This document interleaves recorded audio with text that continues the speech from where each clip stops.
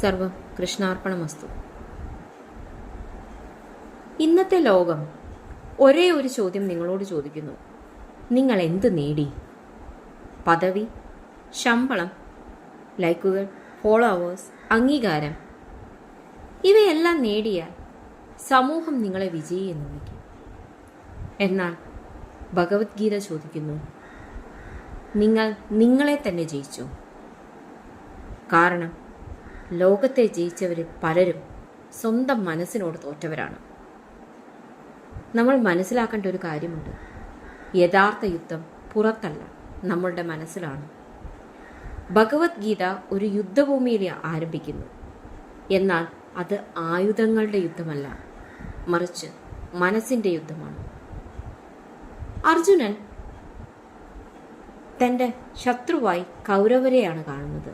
എന്നാൽ അർജുനൻ്റെ മനസ്സിലുള്ള ശത്രു എന്ന് പറയുന്നത് ഭയം, ആശയക്കുഴപ്പം, ബന്ധം, വികാരാധീനത എന്നിവയാണ്.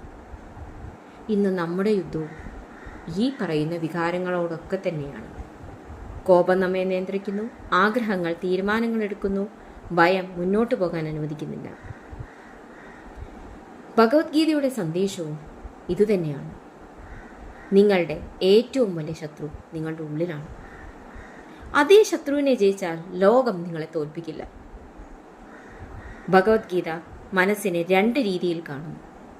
നിയന്ത്രിതമായ മനസ്സ്, അതായത് നിയന്ത്രിത മനസ്സ് നമ്മളുടെ സുഹൃത്താണ്. നിയന്ത്രണമില്ലാത്ത മനസ്സ്, അത് നമ്മളുടെ ശത്രു. ഇത് എത്ര യാഥാർത്ഥ്യമാണെന്ന് നിങ്ങൾ ചിന്തിക്കണം. ഒരേ കഴിവുള്ള രണ്ടുപേരെ എടുക്കുന്നു.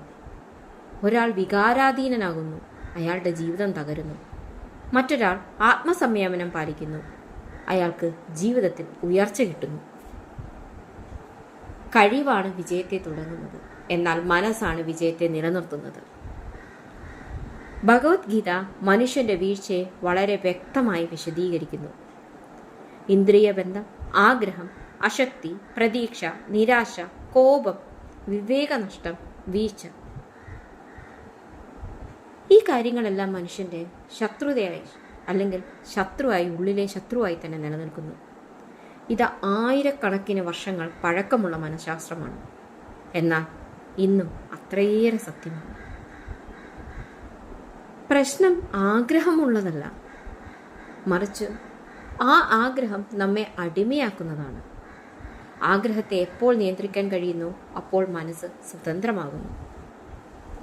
സുഖത്തിലും ദുഃഖത്തിലും വിജയത്തിലും പരാജയത്തിലും സമനില പാലിക്കുന്നവനെയാണ് ഗീത സ്ഥിതപ്രജ്ഞൻ എന്ന് വിളിക്കുന്നത്. ഇതർത്ഥമാക്കുന്നത് വികാരങ്ങൾ ഇല്ലാതാക്കണമെന്നല്ല, മറിച്ച് പ്രതികരണം നിയന്ത്രിക്കണമെന്നതാണ്.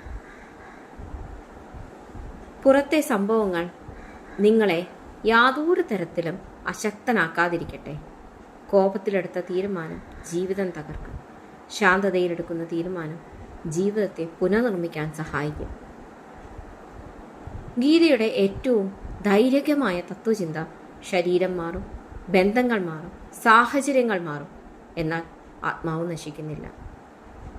ഈ ബോധം വന്നാൽ മരണഭയം കുറയും, നഷ്ടഭയം കുറയും, ജീവിതം കൂടുതൽ ധൈര്യത്തോടെ ജീവിക്കാം. ഭയമാണ് നമ്മെ അടിമയാക്കുന്നത്, ആത്മബോധമാണ് നമ്മെ സ്വതന്ത്രനാക്കുന്നത്. ഗീത പറയുന്നു: ശാന്തമായ മനസ്സിലാണ് ജ്ഞാനം നിലനിൽക്കുന്നത്. അശാന്തമായ മനസ്സ് വിജയം കിട്ടിയാലും തൃപ്തി നേടുകയില്ല, സൗഖ്യം കിട്ടിയാലും സമാധാനം കിട്ടുകയില്ല.